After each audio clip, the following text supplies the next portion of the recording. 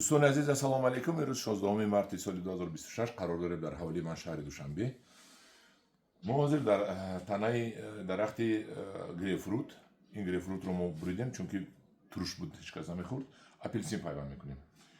من خیلی ما گریپفروت رو پاکیزه بریدیم دیدید شاخه‌هاشو کنده‌هاشو بریدیم و در تنه من همین شاخه‌ها پیوند میکنیم.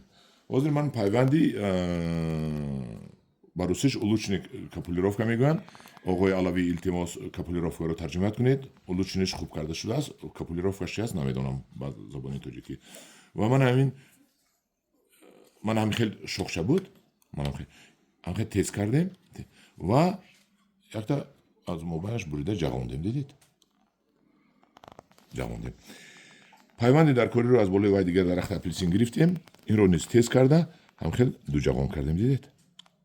ва акнун мо инро ҷойгир мекунем дар ҳамин инашро ба вайаш ҳамчун қулф дохил мекунем ва як тарафашро пӯсташро баробар мекунем. ман ин тарафаш пӯсташ баробар шуд. ин тараф нигоҳ кун. ин тараф пӯст баробар шуд. мана дидед? акнун мо инро чикор мекунем? мепечонем. хел бо пайвандпеч мепечонем. ин пайвандпечро пайвандпечи профессионалӣ мебошад. ба ман кадоме аз обуначиро тӯҳфа овардагӣ буд. раҳмат ба падарашон. феъли хуб доранд. ҳамхели феълашонро аҳд напартоянд.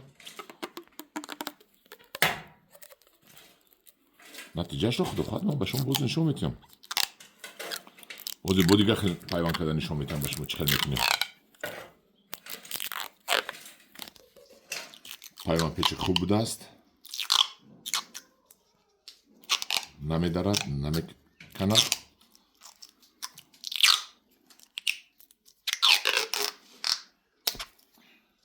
ва дар охир мо инро гиреҳ мекунем ки кушода нашавад пайвандпечи мо. мана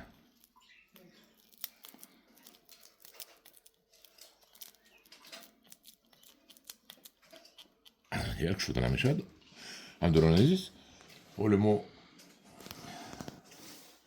пакети салафане мегирем, кам кам дарунашро тар мекунем, кам кам ва аз боло ин мекашем. чунки дар ин ҷо парникови эффект мекунад ку муҳити парникӣ, муҳити буғ мусоиба мекунем, пайдо мекунем то ин ҳарчи тезтар часпоиш кунад. ҳозир бо як навори дигар нишон медиҳам.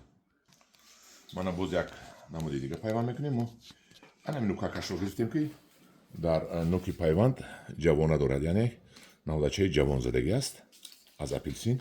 мо инро зери пӯст пайванд мекунем. мо ин кундаро ки буридагӣ будем акун пӯсташро як мебардорем каме аз пӯсташ худо гӯем ки хезад. ана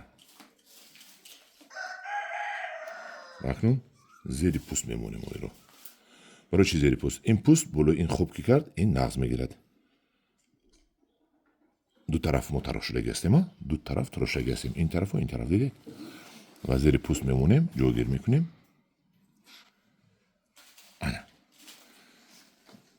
акнун бо маводи пайвандпеч мепечонем. бинед?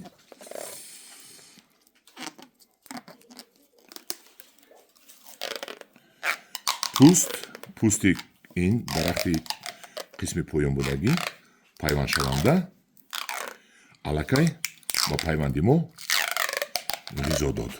чунки вай пӯст сабз буд. манахел мо бо пайвандпеч нағз печондем ки аз ҳамин биқини ҳамин ҳаво надарояд. мана тамом. инро низ бо халтаи покети салафанӣ маҳкам мекунем. муҳити буғ, муҳити парникови эффект метиҳем. муҳити парник, муҳити буғи шароит муҳайё мекунем мо барои ин. ҳавли дар охир нишон метиҳем. худо хоҳад пакетро чӣ хел мекашем. ана мо боло ин пакет мекашем. боз як намуд дигар пайванд. ин боз як намуд пайванди дигар. мо ҳамхел тез мекунем аз як тараф, аз дигар тарафаш камакак мекунем. камакак. дидеда? баъд пайвандиамонро нукашро мегирем. чини ҳамин پایمان شونده همون رو این طرفش رو کمتر پوستش رو میگیریم که این زیر این پوست داخل شود و اناخل میمونیم پوست رو کلانتر گیریم اگر بو بهتر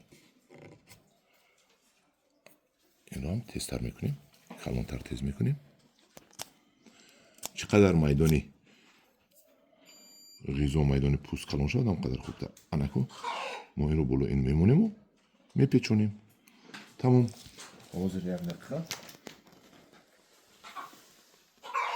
ما میپیچونیم تمام پیچوندیم این پوست بلوی وای جراحت برداشتگی خوب رفت خدا خواهد نصیب باشد خدا خواهد باید پیوندهای ما با دستگیری شما با لایک های شما این پیوند گیرد چقدر شما لایک بسیار مونید همقدر پیوندی ما بسیار میگیرد وابستگی از لایک های شما دارد اگر نتیجهش رو خواهید بینید لایک مونید لایک بی پول است در یادتون گیرید برای لایک شما پول نمیدهید انا این رو باز نیز ما با این گریه میکنیم با حاضر خلطه میپیچونیم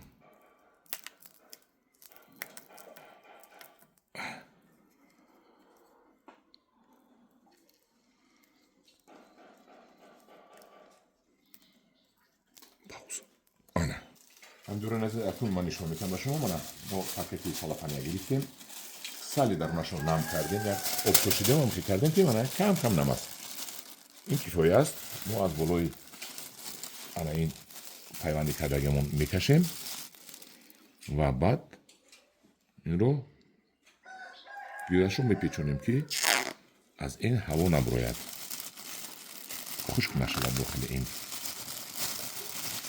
پوکت اکنون اینم به زبان تاجیکی پلاستیک گفتیم نمیدونم چقدر درست است یا نه پلاستیکی آقای علاوه التماس پلاستیکیش ترجمه کنید به تاجیکی چی میشد انا و داخل این ما شرایطی بوغی مهیا کردیم یعنی حالی گرم شد آفتاب که برآمد این بوغ میکنه درونش بوغ که کرد چسبایش زیاد میشد هر یک تا همین رو ما حال پیوند میکنم و هر یک تا این رو من هر خیل پوکت پلاستیکی جای میکنم در پناه خدا باشید اگر مخلوق شده باشد یک تا لایک مونید خدا نگهبان همه شما باشد و همتون رو با فرارسی اید و فرارسی اید نوروز و اید رمضان تبریک میکنم همتون صحت و سلامت باشید دوستان عزیز من اما پیوندها رو به اتمام رساندم 3 نمود ماندارین 3 نمود اپلیسین رو در یک درخت زدیم یعنی 6 نمود میشود خدا خواهد میبینیم میگیرد و نه که گرفتنش از لایک های شما وابستگی دارد و اول از خواست خدا بعد از لایک های شما همداران عزیز نتیجهش را اگر خواهید بینید لایک مونید در پناه خدا باشید